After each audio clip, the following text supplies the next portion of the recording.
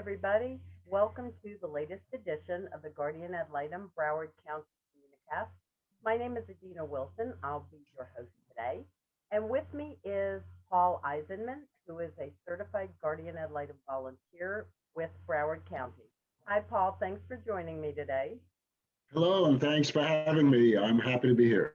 You have come to us via a lot of children's services careers. This is not your first rodeo in child services. Why don't you tell us what brought you to the Guardian Ad Litem program? I've had two careers. My first career, which is the dominant career, I spent 30 years in human services working with children, starting off as a house parent, working with adults and seniors, and all types of transition programs. And so I have a real acute awareness of what happens when people are raised by the system, if you will. And I find this is a great opportunity to be a part of a child's life before they get into the system and adopted by the system. And hopefully we can avoid that life situation for them by putting them into a stable, nurturing, secure environment.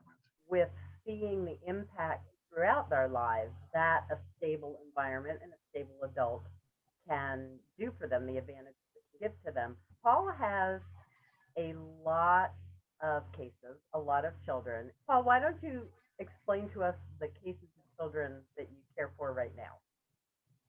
Well, currently I have 3+ cases where I'm interacting with 7 children and 3 families, and I'm also an education surrogate for another child who is on another Guardian Ad Litem's case. But altogether, I've had 5 or 6 cases, and at one time I've had a total of 16 children on my caseload. And they're all delightful children. That's the equalizing factor in all of this, is the kids are just wonderful. Do this full time. You are retired.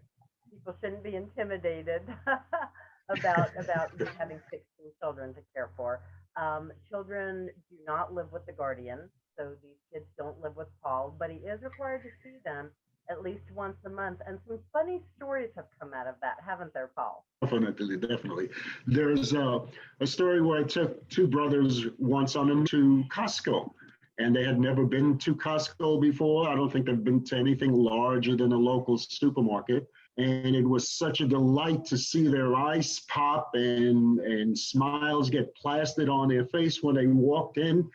And it was like taking kids to a circus that they could touch and feel, because everything that they saw that they liked, as long as it was colorful and neatly packaged, they wanted.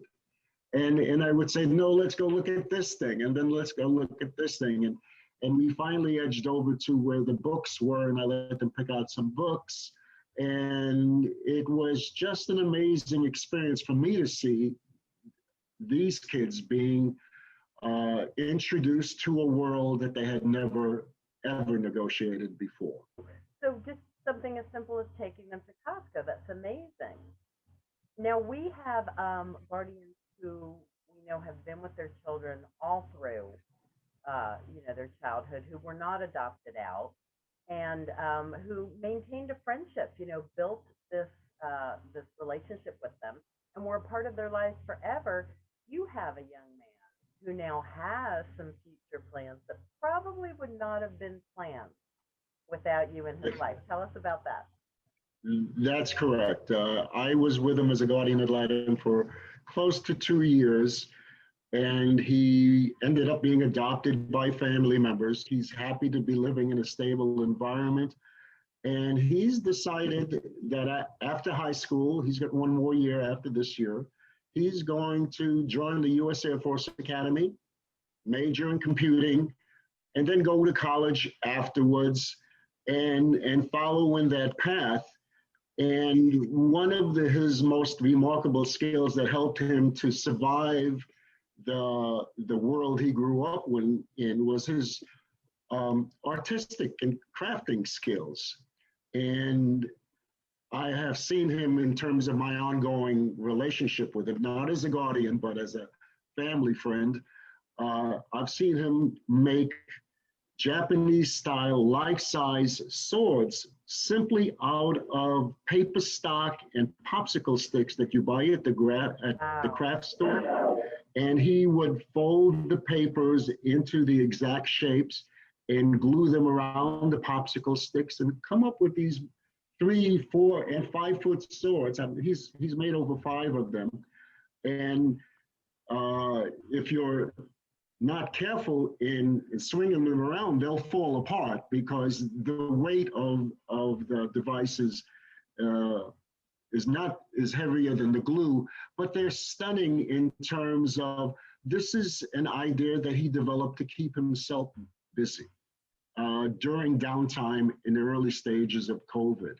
And then he would take markers and paint, if you will, mark up the swords to make them look as realistic as possible. And so I continue to send him books around art, about anime, Japanese painting. I'll send him supplies, anything that encourages his artistic side, because I know he's computing side, his military side, and the military side is not so much that he wants to be a fighter, as well as he sees the military as a career and as a wonderful opportunity for him, as a path forward in life. But it's amazing that you've been able to watch this transformation because the children that we deal with, for the most part, grow up in environments that don't tell them that they can do and they can be and they can go. Right. And that's part of your job, what your job has been as guardian. And I think it's wonderful that you're still in touch with him. That's just fantastic. Just real quick, because we get a lot of questions about COVID. So tell us very quickly how you're still able to visit your children and how that works. I'm still able to visit them through video calling, whether that's through FaceTime or Google Duo or WhatsApp, whatever the family or group home situation has. I've got the devices with me. And so because of COVID, I try to visit them at least twice a month, maybe more, based on the situation. And even though the requirement of in-person visiting is once a month, I've always tried to do 2 times or more. And it's more in the beginning when you first start a relationship with children, in terms of getting to know them. It's just so important just to show up and be there. And not necessarily structure a situation, just let it flow and be a person in their lives who pays attention to them and responds to them rather than directs them all the time. Right. And they get to create the agenda with some small guided questions. That's fantastic. And I should tell our listeners that our audience that we're always looking for volunteers, but we're always in need of men. So if you can relate to Paul and you have this wonderful way with children, please give us a call. Paul, I look forward to seeing you in person again once this is all done. Thank you so much for joining me today. Thank you again for having me. I miss everyone at the office. It's such a delightful office. I'm so proud to be a part of this organization that does so much for so many children. And we couldn't do what we do without volunteers like you. So if you are interested, it is National Volunteer Appreciation Month. So you can become a volunteer and we can appreciate you. Contact us, 954-831-6214, or you can check us out online at www.galbroward17.org. Thank you so much, everybody. Stay tuned for the next episode.